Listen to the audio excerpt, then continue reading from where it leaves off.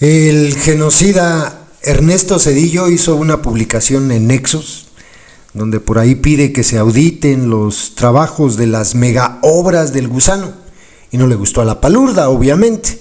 Y entonces escogieron a la siempre fiel Nancy Flores Contreras para que empezara el día de hoy con la ronda de preguntas, sembrada una pregunta, obviamente, para responderle al delincuente Zedillo.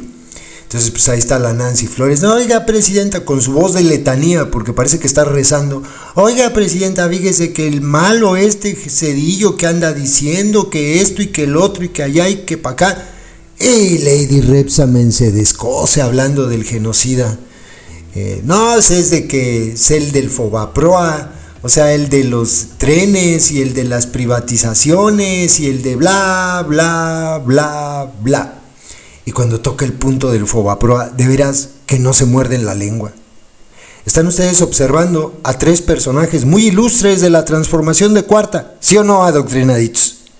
El delincuente Alfonso Romo, el delincuente Arturo Saldívar y la delincuente también Patricia Armendáriz. Bueno, estas tres personas fueron muy beneficiadas con el Fobaproa. En el caso de Alfonso Romo y el caso también de Patricia Armendáriz, fueron rescatados por el Fobaproa.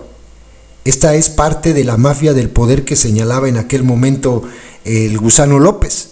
Ya después se les quitó lo de mafia y lo único que les quedó fue poder. Ya ven que Alfonso Romo, pues después fue financiero de López y hasta fue algo del gabinete de López, el coordinador de gabinete o algo así.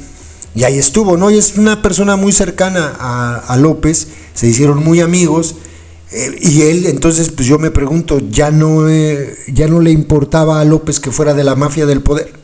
Y Patricia Armendáriz, flamante diputada, ella también fue beneficiaria del Fobaproa. Me estoy acordando de dos nombres, de Ignacio Mier y de Alejandro Armenta. Ellos estaban en el PRI y votaron en favor del Fobaproa. Ahí estaban junto con Ignacio Ovalle. Es que hay muchos priistas que votaron el Fobaproa para que se nos aplicara esta deuda perpetua. Estaban diciendo, hoy dijeron en la mañana que se va a terminar de pagar hasta 2040, 2040 y tantos. Es una locura porque es muchísimo dinero. Bueno, pero pues parece ser que ya no les importa que estas personas y personajes que hoy están en la secta hayan participado de este atraco terrible. Y el otro, el que está ahí en medio, el que ustedes ven, Arturo Saldívar. Arturo Saldívar fue el abogado de los banqueros que impidió que se realizaran auditorías a bancos. En aquel momento uno de ellos, en ese entonces todavía llamado Bancomer, lo que es hoy BBVA, se ganó $11 millones por la defensa de los bancos. Y hoy está en la secta. Ya vieron lo que pasó con los Televisa Leaks. Pero eso es nuevo. O sea, el antecedente de que este tipo siempre estuvo del lado de las lacras, pues ahí está. Él fue el abogado del Fobaproa. Y parece ser que de la organización delictiva de la secta no sale alguien que diga, oigan, pues es que tenemos a muchos de estos mafiosos acá. Entonces lo que hace hoy Lady Repsamen con la pregunta sembrada de la palera Nancy Flores, pues es puro espectáculo.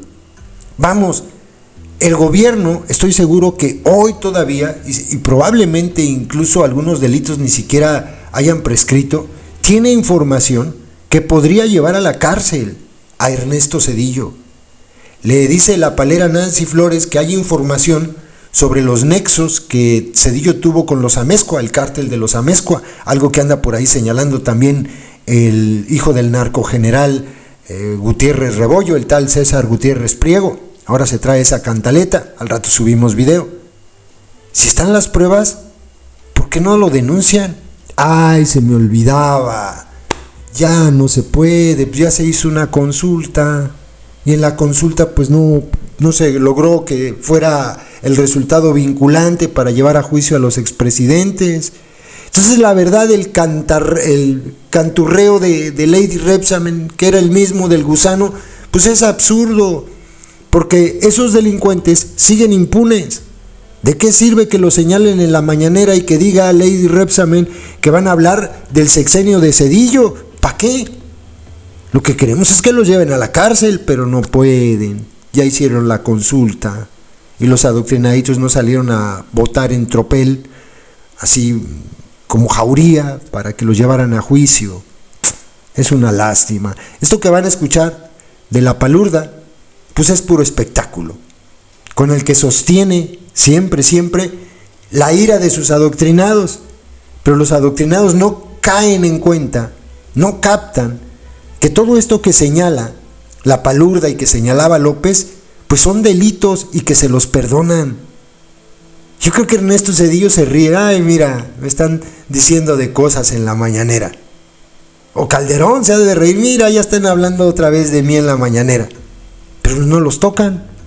Es pura hipocresía. Adoctrinaditos, dense cuenta, la transformación de Cuarta no llegó a hacer justicia. Llegó a otorgarle impunidad a los delincuentes y a formar a sus propios delincuentes. Y a llevarse a algunos delincuentes a su cártel. Aquí hay 3, por ejemplo. Y mencionaba otros 2, otros 3, Ignacio Valle, Alejandro Armenta, Ignacio Mier. Y así hay varios delincuentes que hoy están en la organización delictiva de la secta. Por favor, que no sean hipócritas. Escuchen a la palurda y su quejadera. Sí, me pasa, Paulina, acaba de contestar el expresidente. Vamos a, ya que se abrió el expediente, a partir de mañana vamos a informar el FOBAPROA. ¿Va a revelar la lista? Bueno, es público. ¿Qué fue el FOBAPROA? ¿Qué es ahora el IPAB? ¿Cuánto estamos pagando cada mexicano y mexicana? ¿A quién se le dieron recursos que no tenía nada que ver con alguna afectación por algún incremento de su deuda, sino que realmente fue por influencias? Porque no se puede hablar tan impunemente. Dice él que fue revisado el FOBAPROA. Pues ¿cuándo? ¿Quién le cree? Él entra al gobierno, avisa a un grupo de empresarios que se va a devaluar el peso. Producto de esto sacan una cantidad de dinero enorme y provoca una crisis aún mayor de la que de por sí iba a ocurrir. Y a partir de ahí, cientos de miles de familias que no pudieron pagar sus casas, sus negocios, en la pobreza. Probablemente muchos tengan casos de conocidos que en el 94 pues cayeron en el no pago y perdieron todo, desde su pequeña vivienda hasta un negocio, y que nunca fueron rescatados, porque a quien se rescató fue a los de arriba, y además con una enorme corrupción, porque ahí entraron expedientes de todo mundo, convirtiendo deudas privadas en deuda pública que aún estamos pagando. ¿Y que se va a acabar? Se privatizaron los ferrocarriles, porque el tema es de lo que nos acusan, ¿no? Nos están acusando de que somos autoritarios, que se acabó la democracia, todo porque el pueblo va a elegir a la Corte. O sea, ese es el argumento. Como el pueblo va a elegir ahora a la Corte, la presidenta es autoritaria, se acabó la democracia. ¿Cómo se va a acabar la democracia si es el pueblo quien va a elegir?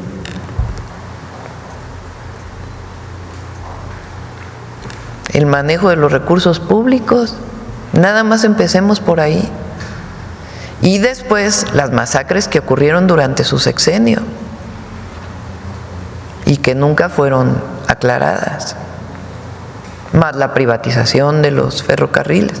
Quiso privatizar toda la industria eléctrica en el 99, lo pueden revisar, ese era su objetivo, solo que hubo una movilización muy grande que evitó que eso ocurriera. Entre otros, quien se movilizó fue el Sindicato Mexicano de Electricistas, que después fue castigado por Calderón. Pero muchos nos movilizamos en aquella época, pero si no hubiera habido esa movilización popular, hoy tendríamos unos problemas en el sector eléctrico enormes, como lo tienen muchos países que privatizaron todo su sector. Entonces, vamos a hablar de ese sexenio, porque quieren compararse con el sexenio del presidente López Obrador. Pues no, en un caso se apoyaba arriba, provocaron pobreza, desigualdad, crisis, y el entreguismo, dicho por alguien de su propio partido político, el que era el candidato del PRI, lo acusa de entreguismo, de que en realidad la supuesta transición a la democracia estuvo pactada con Estados Unidos cuando se le prestó a México 50,000 millones de dólares, provocado por la crisis que venía desde Salinas. Un modelo que fracasó. Entonces, por supuesto que vamos a hablar de ese sexenio. Sí es indispensable que los jóvenes, las jóvenes, y ya no tan jóvenes, porque quien nació en el año 2000 pues tiene hoy 25 años, 24, 25 años. Ya para entonces ya había acabado el sexenio de Zedillo. Pero es importante que las nuevas generaciones conozcan qué fue lo que pasó en aquella época. Entonces sí vamos a hablar de eso, es importante. Y también quizá que se revise esta pensión vitalicia. Sí, no, pues no sabía, mira, qué bien que nos informas.